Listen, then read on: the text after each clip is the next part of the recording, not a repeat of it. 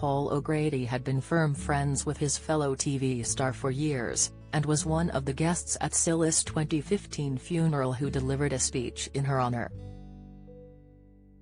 Poignantly, he exclaimed he'd believed he'd be the first to go, having previously had scrapes with ill health. The late 67-year-old, who died last month, spoke affectionately of Cilla, a fellow celebrity who hailed from Merseyside like him. "I've been asked to speak about Cilla on numerous occasions, but I never thought he'd be here," he mused sadly. "I firmly believed she was indestructible, and I always thought he'd be the one to go first.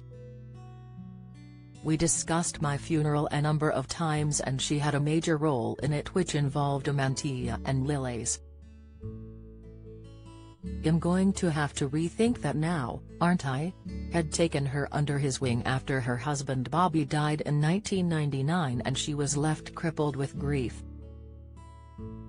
She'd drowned her sorrows during nights out on the town with Paul in New York, which he reminisced over during his tender speech.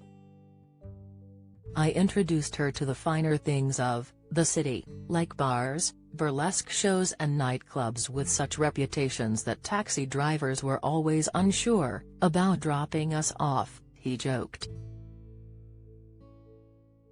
He added affectionately, "If I had to sum Cilla up in one word it would be laughter, because that's all we did. We got up to a lot of trouble but we laughed while we were doing it."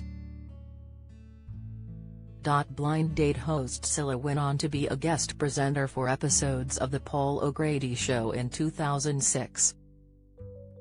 Meanwhile, Paul publicly congratulated her on 5 decades in showbiz when, in 2013, he hosted a show dedicated to her, titled The One and Only Cilla Black. The most mischief the pair got up to together was behind the scenes, however, and Paul admitted they'd spent the best part of 2 decades hell-raising. He recalled a moment his beloved friend got herself stuck inside a window in Barbados, but took the embarrassing moment in her stride, yelling surprise to the astonished neighbors when they arrived. He also recalled that when he broke his nose, she couldn't find any ice and she smacked a bag of frozen sprouts on my face and broke it even more, lamenting that a light went off for him and never came back on again after her death. He declared during his speech, "I loved this lady dearly. She was one of my closest friends. I absolutely adored her.